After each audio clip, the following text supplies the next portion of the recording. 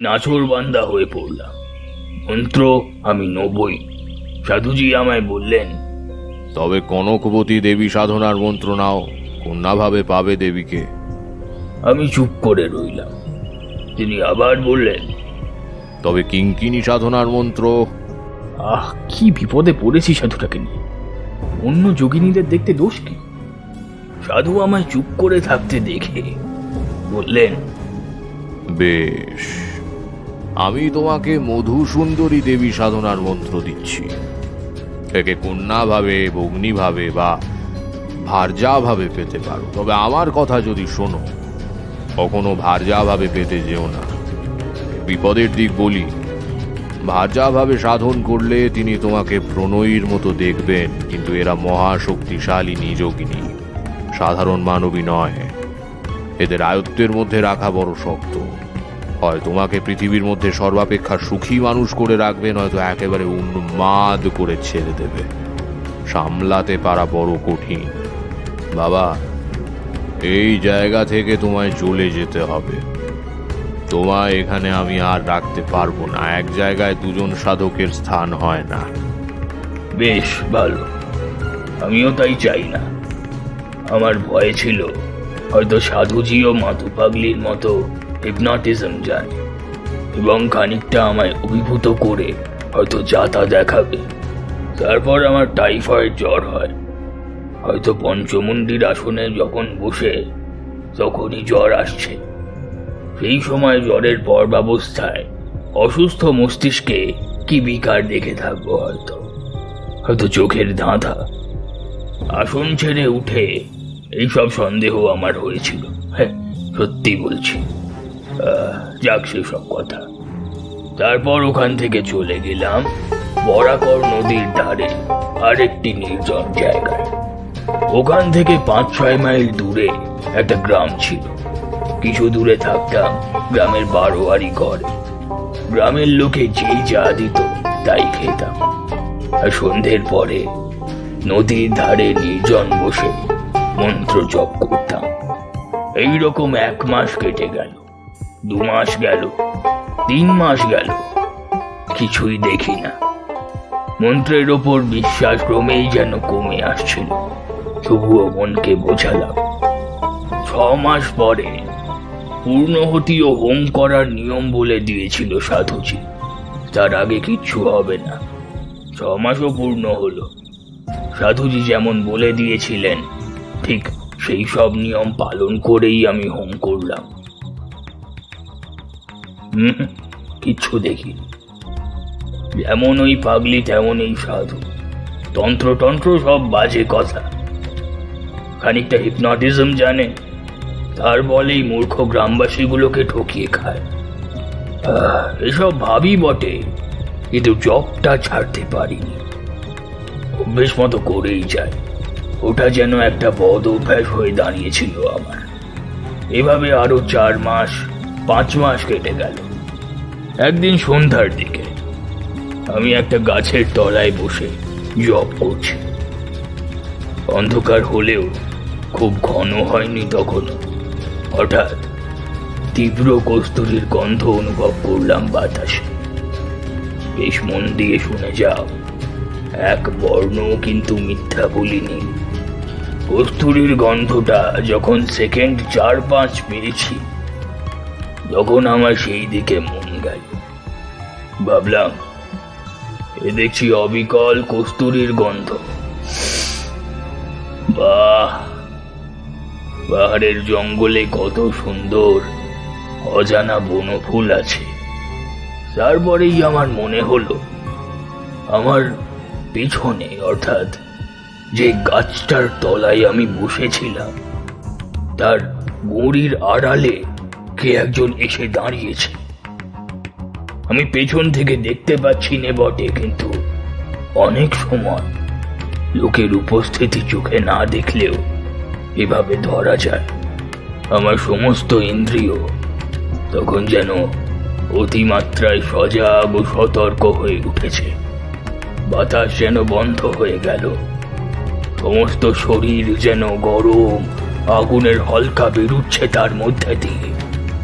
আবার অজ্ঞান হয়ে যাব নাকি? খুব ভয় হলো। ঠিক সেই সময় আমার সামনে দেখলাম একটি মেয়ে দাঁড়িয়ে। আধ সেকেন্ড আগেও তিনি সেখানে ছিলেন না। ঠিক সেই পঞ্চমুণ্ডির আসনে বসার রাত্রে সেই অভিজ্ঞতার পুনরাবৃত্তি। কিন্তু এবার মনে মনে দৃঢ় সংকল্প করলাম, জ্ঞান হারাবো না কখনো। মেয়েটি দেখি এক দৃষ্টে আমার দিকেই তাকিয়ে রয়েছে। ঠাকুরমশাই, আপনি নিশ্চয়ই কিছু ভুল দেখেছিলেন। এরকম হয় নাকি আবার? নিজের চোখে সুস্থ শরীরে। শোনো, বিশ্বাস করো বা না করো তা কিন্তু আলাদা কথা, কিন্তু যা দেখেছি তা তুমি মিথ্যে বলতে পারবে না। আজ ঠাকুরমশাই আপনি চটে যাচ্ছেন কেন? আর তা দেবীকে কেমন দেখতে ছিল ঠাকুরমশাই? ভারী রূপসী যদি বলি তবে কিছুই বলা হবে না। মধুসুন্দরী দেবীর ধ্যানে আছে উদ্যত ভানু প্রতিকাশা বিদ্যুৎ পুঞ্জি নিত্যা সতী নীলাম্বর পরিধানা মদবিহলোচনা নানালঙ্কার সভ্যনাঢ্যা কস্তুরী গন্ধ মোদিতা কোমলাক্ষী স্মিরংমুখী বিনোদ তুঙ্গা পরোধনা। আহা, অবিকল সেই মূর্তি। যখন বুঝলাম দেবী ধ্যান মন্ত্র মন গড়া কথা নয়, সাধুকে প্রত্যক্ষ করলে এমন বর্ণনা দেওয়াও যায় না। তারপর তারপর কি হলো ঠাকুরমশাই? আমার চেতনা তখন লোপ পাওয়ার মতো হয়েছে। কথাবার্তা যা হয়েছিল সব বলবার দরকার নেই। মোটের ওপর সেই থেকে মধুসুন্দরী দেবী প্রায় প্রতি রাতে আমার সঙ্গে দেখা করতে আসতেন। নদী তীরে সেই নির্জন জায়গায় তাকে চেয়েছিলাম প্রিয়া রূপে। বলাই বাহুল্য, সাধুর কথা কে শোনে? তখন শীতকাল, বরাকর নদীর জল কম হয়েছে অনেক। জলের ধারে জলজ লিলি গাছ শুকিয়ে হলতে হয়ে এসেছে। আগে যখন জল ছিল সেখানে বালির ওপর অভ্রকণা জ্যোৎস্না রাত্রে চকচক করত। বরাকর নদীর দুপারে শালবন পাতা ঝরিয়ে দিচ্ছে। আকাশ রোজ নীল। রাত্রে শুক্লপক্ষের জ্যোৎস্নার বড় মনোরম শোভা। এই সময় থেকে 3টি মাস দেবী প্রতি রাত্রে আমার সঙ্গে দেখা করতেন।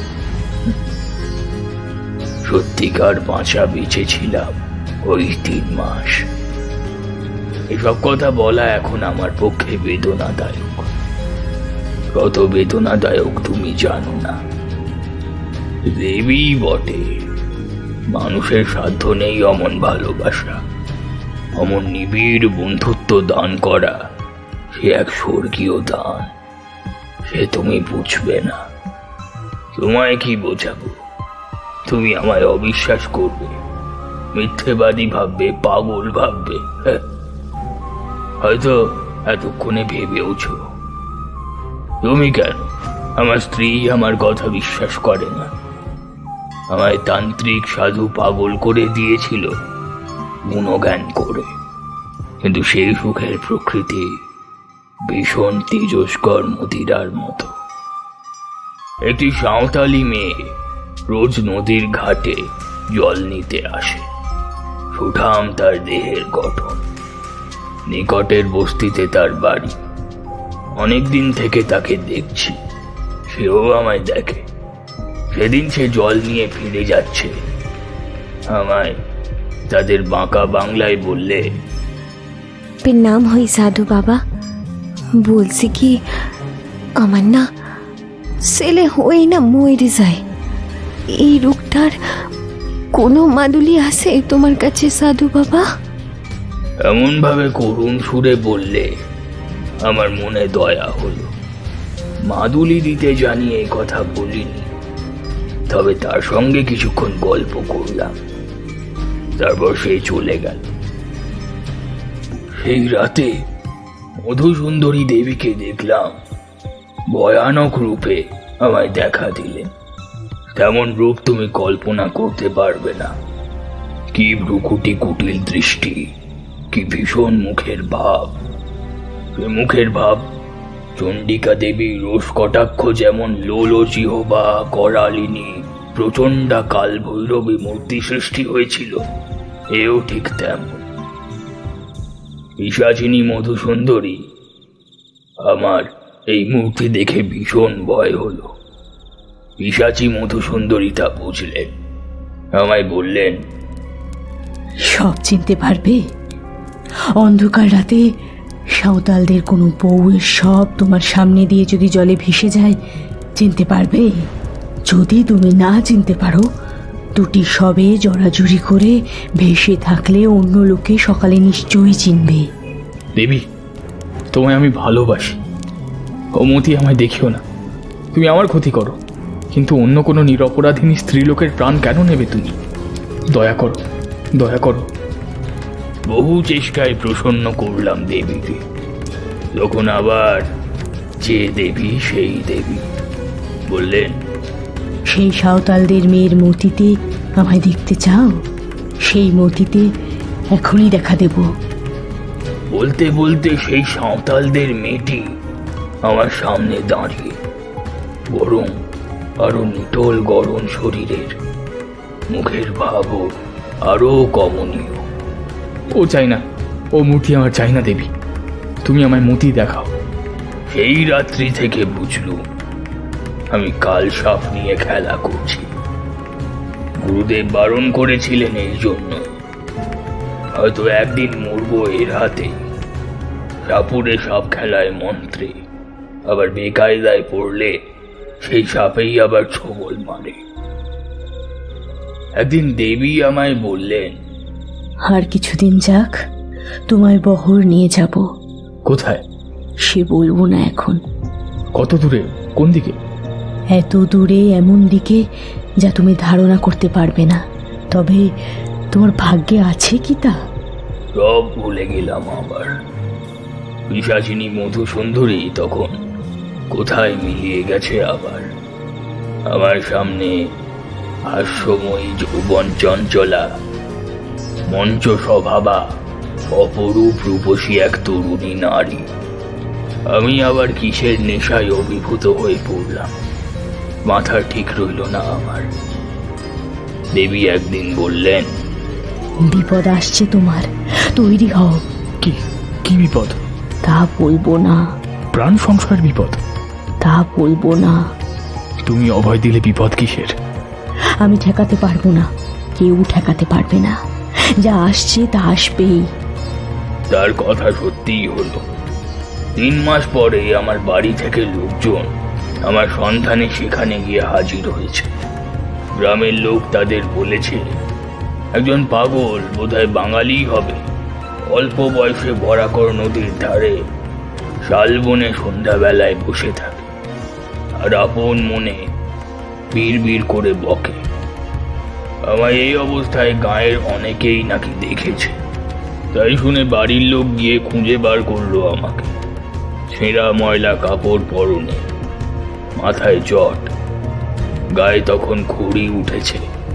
এই অবস্থায় নাকি আমায় ধরে বাড়ি ধরে আনবার জন্য টানাটানি করতে শুরু করলো তারা। আমি কিছুতেই আসবো না, ওরাও ছাড়বে না।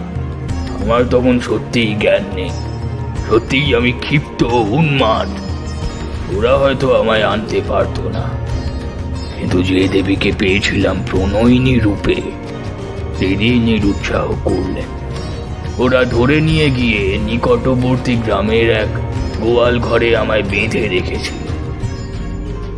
গভীর রাত্রে বাঁধন ছিঁড়ে ওদের হাত থেকে লুকিয়ে পালিয়ে সেই একটি রাত মধুসুন্দরী দেবীর সঙ্গে দেখা করেছিল। দেবীকে বলেছিলাম, আমি এই নদী তীরে তীর্থস্থান ছেড়ে কোথাও যাব না, আমায় বাঁচাও।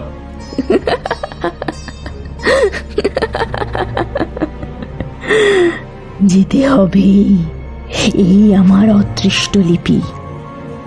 অদৃষ্টের বিরুদ্ধে তিনি অত বড় শক্তিশালিনী যোগিনী হয়েও যখন যেতে পারেননি, তিনি জানেন এই রাতের পরে জীবনে তার সঙ্গে আর কখনো আমার দেখা হবে না।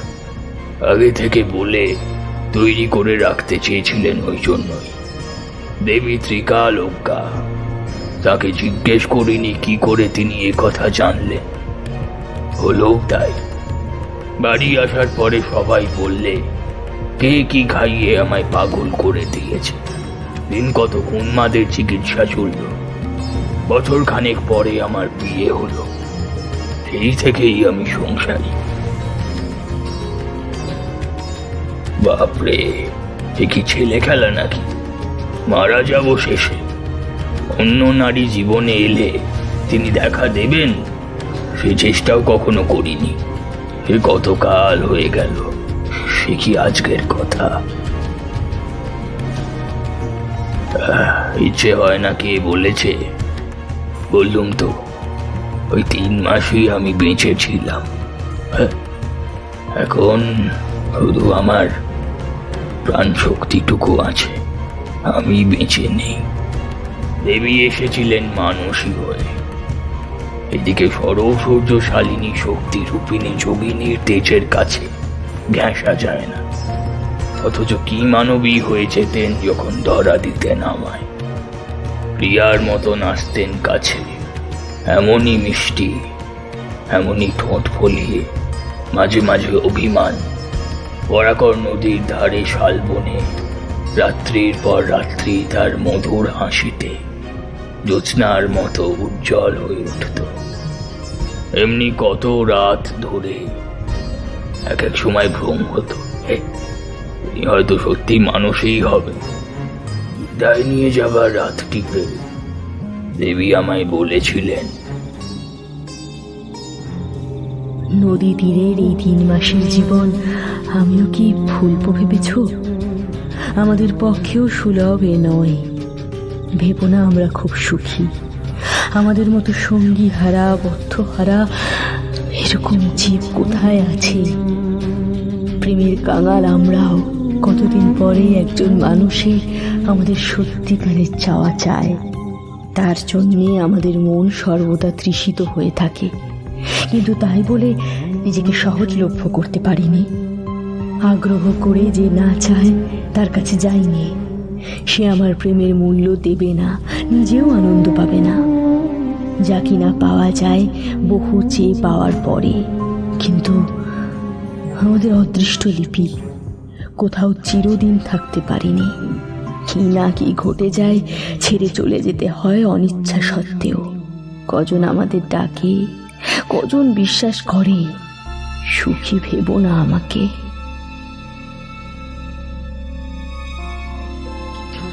ঠাকুরমশাই, এতই যদি সুখের ব্যাপার, তাহলে আপনি ভয়ঙ্কর বলছিলেন কেন আগে? হ্যাঁ,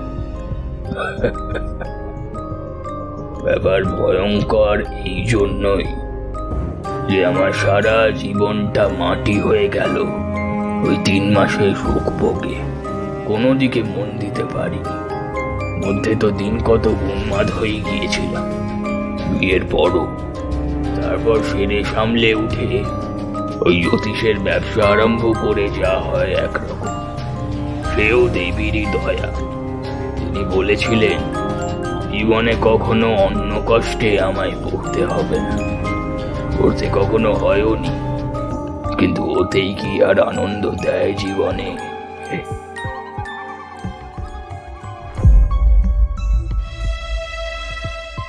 তা কেমন লাগলো আমার আজকের গল্প? যদি ভালো লাগে তাহলে সাবস্ক্রাইব করতে কিন্তু ভুলো না।